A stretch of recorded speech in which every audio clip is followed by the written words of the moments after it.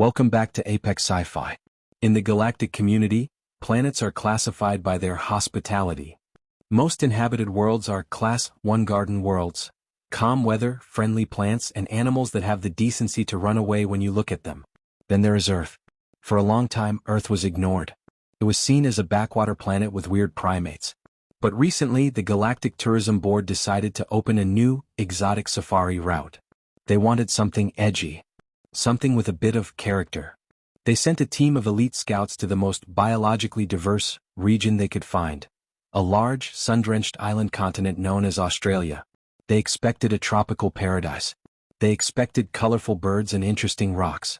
Instead, they found a land where evolution had clearly decided that peace was never an option. They found a place where the trees explode, the fluffiest animals are venomous, and the local birds have a confirmed military victory against the human army.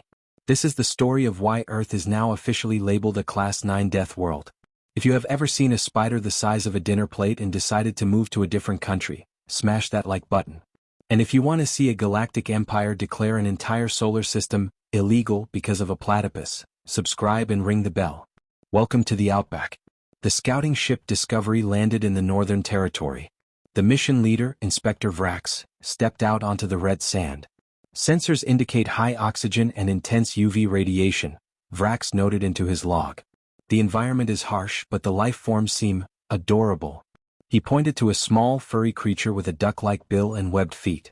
Look at this primitive specimen, Vrax cooed. It is a mixture of several species. It is soft. It has no teeth. I shall name it Fluffy. Vrax reached out to pet the platypus.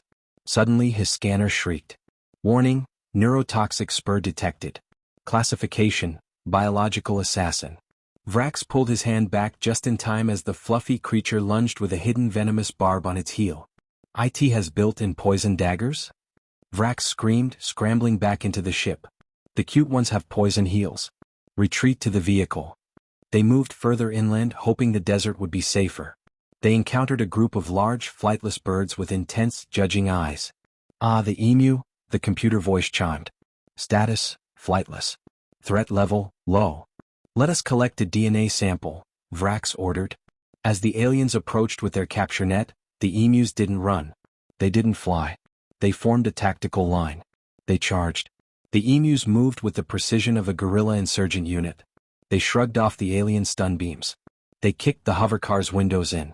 Vrax checked the Earth historical archives in a panic. Commander, Vrax yelled.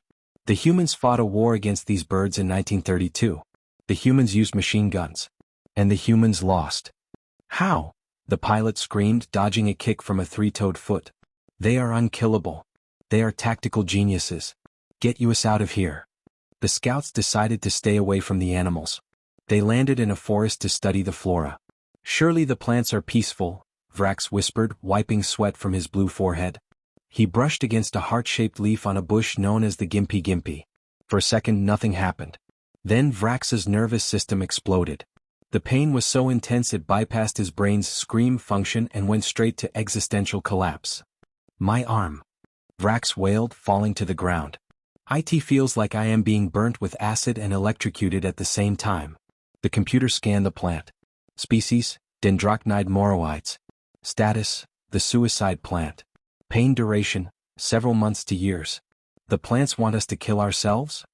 Vrax sobbed as his arm turned bright red. What kind of planet is this?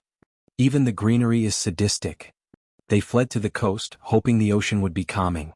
They saw a tiny, beautiful blue octopus floating in a tide pool. It was the size of a golf ball. It had glowing blue rings. Do not touch it. Vrax barked. I've learned my lesson. Scan it first. The scanner didn't even beep. It just displayed a skull icon. Blue-ringed octopus. Toxin, tetrodotoxin. Capable of killing 26 adult humans in minutes. No known antidote. Then the ground beneath them began to shake. A giant red kangaroo hopped into the clearing. It stood 7 feet tall. It was rippling with muscles. It looked at the alien ship, leaned back on its tail and kicked a nearby tree so hard the trunk snapped. The kangaroo then began to lick its forearms, staring directly into Vrax's soul. It is challenging us to a duel, the pilot whispered. I am not fighting a giant rabbit with a six-pack. Vrax screamed. We are leaving. Now. The Discovery blasted out of the atmosphere at maximum speed. Drax didn't even look back. He sat in his chair, shaking, his arms still throbbing from the plant's sting. He opened the galactic map and highlighted the solar system. He changed the classification of Earth from developing civilization to quarantine zone, level 9 death world. He added a final note to the report.